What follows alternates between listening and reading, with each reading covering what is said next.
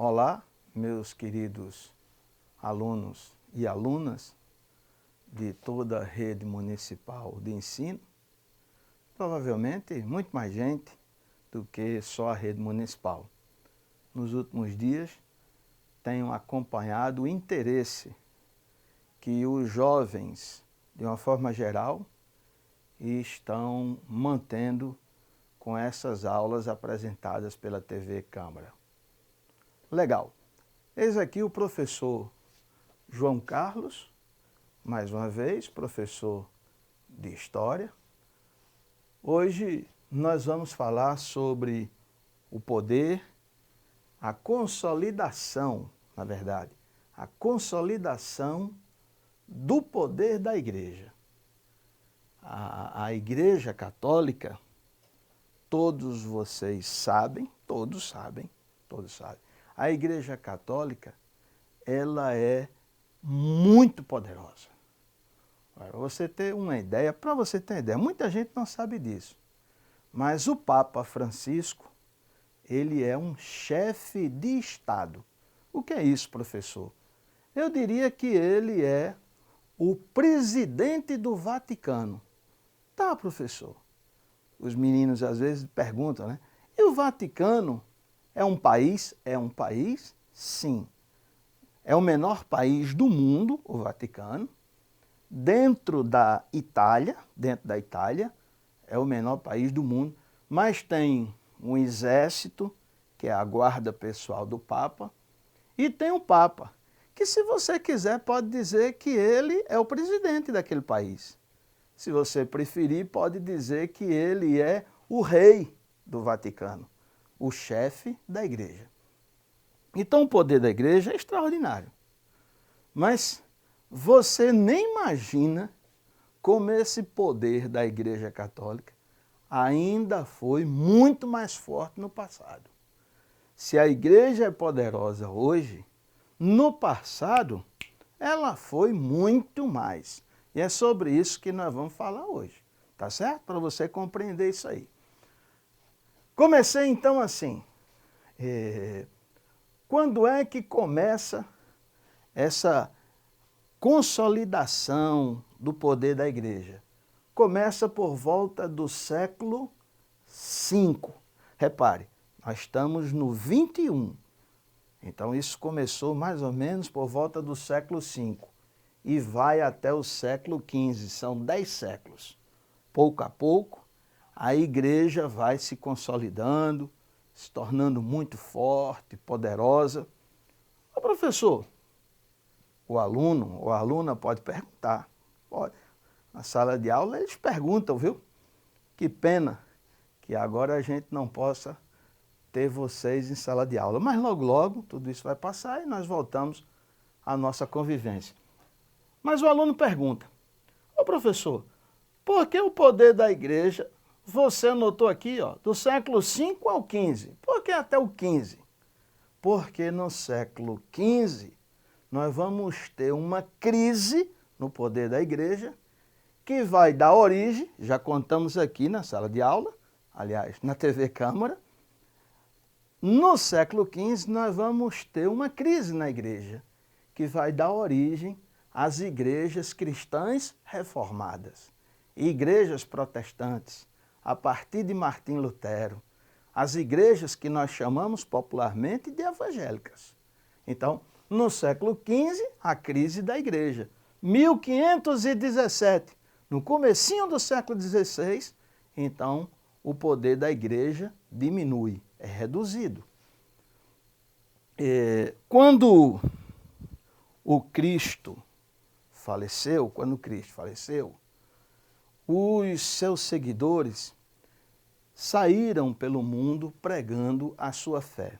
E eu já contei aqui, por isso vou ser rápido agora, os seus seguidores saíram por todas as províncias do admirável, do grande Império Romano.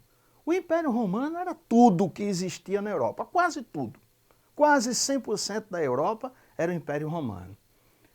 E aí, dentro das províncias, dentro das cidades do Império Romano, os primeiros cristãos começaram a professar a fé em Jesus Cristo. Começaram a falar do Cristo, não é? Essa ideia que vocês conhecem muito bem. Mas os primeiros cristãos, nas regiões onde eles passavam do Império Romano, eles eram cruelmente perseguidos. Os imperadores de Roma, muitos imperadores, foram 300 anos de perseguições aos cristãos. 300 anos de perseguição aos cristãos. Não é brincadeira. Os imperadores de Roma não gostavam dos cristãos porque os cristãos se negavam a ver no imperador de Roma um Deus. Os romanos queriam que o imperador fosse Deus. Os cristãos negavam isso. Os cristãos, eles combatiam a escravidão, que era a base da riqueza de Roma. Os cristãos se negavam a servir no exército de Roma. Por isso os cristãos não eram nem um pouco admirados pelos romanos. Os romanos tinham ódio dos cristãos. E quanto mais os romanos batiam, perseguiam os cristãos, mais o cristianismo crescia. Como um bolo, né? Você bota lá o fermento, começa a bater, bate e o bolo cresce. E o cristianismo foi crescendo até que, no ano 313, o culto cristão foi liberado. E um tempinho depois, acabava a religião politeísta, acabava a religião de Roma. E o culto cristão passava a se tornar o culto de todos os romanos espalhados pelo mundo. Já pensou? Um culto cristão perseguido, 300 anos depois, se transforma no culto oficial de todos os romanos. Já pensou? Que coisa, né? Interessante. Quais foram os fatores determinantes para que o cristianismo, a partir daí, começasse a crescer? Vamos lá. Os cristãos perseguidos, agora os cristãos não mais perseguidos, então vão se espalhar, vão crescer, vão ficar poderosos. Primeiro fator determinante disso é o esfacelamento do Império Romano. O Império Romano, que dominou o mundo, nada é eterno, o Império Romano começou a cair em desgraça. Foi sucumbindo, foi sendo extinto. Vários povos, que nós vamos chamar aqui, bárbaros. Os povos bárbaros foram tomando o Império Romano, tomando as cidades, saqueando, pilhando, matando, roubando. Eram os povos bárbaros, que os romanos chamavam de bárbaros todos aqueles povos que não tinham o conhecimento e a cultura de Roma. Eram chamados de bárbaros, ignorantes. Mas os ignorantes bárbaros terminaram tomando o Império Romano. E os cristãos se aproveitaram disso.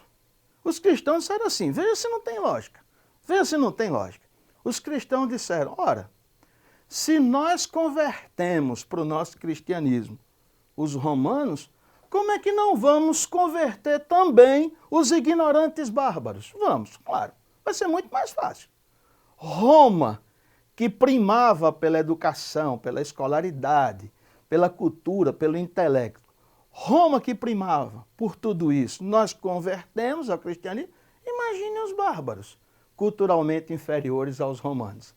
Então veja aí, o cristianismo, ele rapidamente começa a se espalhar e se espalhar agora com poder, com força, com muita determinação.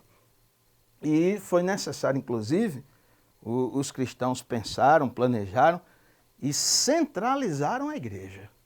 Aí ter um papa, todos obedecerem à determinação do papa, seguirem à risca, obedecer seguindo à risca todas as determinações do papa. Que não são as determinações que estão na Bíblia só, não. Não. As determinações do direito canônico, o direito da igreja. Obedecer. Então, esses fatores foram determinantes para que a igreja consolidasse pouco a pouco o seu poder. Esse período de tempo aqui, século V ao XV, nós chamamos de Idade Média, ou, se você preferir, período medieval. Como era, nessa época, composto o clero? Tinha o clero secular e o clero regular. O clero secular eram os padres que viviam em meio ao povo. São os padres que vivem em meio ao povo, né? Celebram suas missas, depois vão para as comunidades, né? E vão para as festas, e as festas da igreja e tudo mais. Aí é o clero secular, é o clero que está no mundo, no século. E existe o clero, ainda hoje existe, o clero regular. Pouquinho, aí é pouco, hoje é pouco, o clero regular. São aqueles padres que vivem, religiosos, eles vivem guardados em conventos, seminários, mosteiros. Eles dali não saem de jeito nenhum. Perdem completamente o contato com o mundo, com o século, e perdem até o contato com a família. É o clero que a gente chama de regular. Beneditinos, franciscanos, tá vendo? Eles se isolam, eles se enclausuram, ficam isolados do resto do mundo. Mas os instrumentos de poder, olha lá, como é que a Igreja Católica fazia para manter o seu poder? Bom, ela tinha o principal instrumento de poder da época, a principal riqueza ela tinha, né? Eu digo sempre assim para os alunos em sala de aula: manda quem pode, obedece quem tem juízo. Assim? Muito bem. Então a igreja tinha a principal riqueza da época, século V ao XV, terras. A igreja tinha muitas terras. Hoje você tem poder através de dinheiro. No século V até o século XV, você tinha poder através de terras. A igreja, muita gente preocupada, gente que tinha terra, muita terra, preocupada em morrer e ir para o céu, o que é que fazia durante a vida? Doava terras à igreja. Como é que você faz para agradar a Deus? Agrada os dele aqui na terra. Então muita gente doava terras à igreja para morrer e ir para o céu, não é? Então a igreja tinha terras, instrumento de poder. A igreja controlava a educação, todas as escolas eram patrocinadas pela Igreja Católica. Poucos estudavam na Europa. É bom se dizer isso. Pouca gente estudava. Mas aqueles que resolviam estudar, normalmente seriam padres. E aí a igreja tinha amplo domínio sobre a educação. O que quer dizer que os professores nas escolas medievais da Europa, olha aqui no período, tá certo? Os professores, eles diziam exatamente aquilo que a igreja determinava. Então os alunos eram orientados a seguir integralmente as determinações da Igreja Católica, né? Todas as escolas dominadas pela igreja. A igreja controlava a cultura. Por exemplo, se um fato científico se chocasse com o que a Igreja Católica dizia, um fato científico, o fato científico era jogado no lixo e valia o que a igreja determinava, certo? Nem a ciência prevalecia sobre a igreja, nem a ciência. As pessoas descartavam a ciência para acreditar nas ideias religiosas da Igreja Católica, que era, nesse período, olha, você fica ligado no quadro, a Igreja Católica era única na Europa. A informação, era difícil jornal, era difícil livros, tudo era escrito à mão. E aí, como é que as pessoas faziam se tinha pouco jornal, pouco livro, pouca revista? Como é que as pessoas faziam para obter informações? As informações eram dadas no final de semana durante a missa. Enquanto celebrava a missa, o Papa filtrava as informações do mundo e passava para a comunidade religiosa. Então, a informação só chegava a você, o conhecimento, a informação, depois de extremamente filtrada pelos padres, bispos, pela comunidade, os que dominavam a Igreja Católica. Então, era difícil alguém contrariar os valores, as determinações da Igreja Católica. Mas mesmo que alguém contrariasse as determinações da Igreja, ela ainda dispunha do tribunal, ou tribunais, porque eram vários, de inquisição ou santo ofício. O que eram esses tribunais? Esses tribunais eram tribunais como esses que nós conhecemos hoje em dia, só que formado por padres e bispos. E toda vez que João, José, Maria, Raimundo, qualquer pessoa que professasse durante vários dias, seguidamente, alguma coisa contrária à igreja, então essas pessoas eram presas, julgadas e condenadas pela Igreja Católica. Julgadas pela Igreja Católica. Por exemplo, é bom um exemplo. Alguém que nesse período aqui, ó, do século V ao XV, alguém que discorda da virgindade de Maria, mãe de Jesus. Alguém que discorda, fala isso publicamente, diz em todo canto que chega. O padre manda prender, o Tribunal de Inquisição. Quanto poder, não é brincadeira. O Tribunal de Inquisição manda prender, dá àquele sujeito de 15 a 30 dias para ele se desculpar e nunca mais falar aquela besteira, de 15 a 30 dias. Se ele continuar assim, ele vai para uma fase de interrogatórios. Nessa fase ele é processado, interrogatório, ele é processado, já começa a ser torturado e no final ele terá uma sentença que pode ser no Tribunal de Inquisição até a morte numa fogueira em praça pública, para servir de exemplo a todos. A igreja, veja, também podia punir no Tribunal de Inquisição um camponês, João Camponês, que fez uma manifestação exigindo melhores condições de vida ao dono das terras onde ele mora. João contesta o dono das terras, quer melhores condições de vida. Junta um monte de camponeses, João, lidera um movimento para exigir melhores condições de vida para aquela gente toda. Pronto.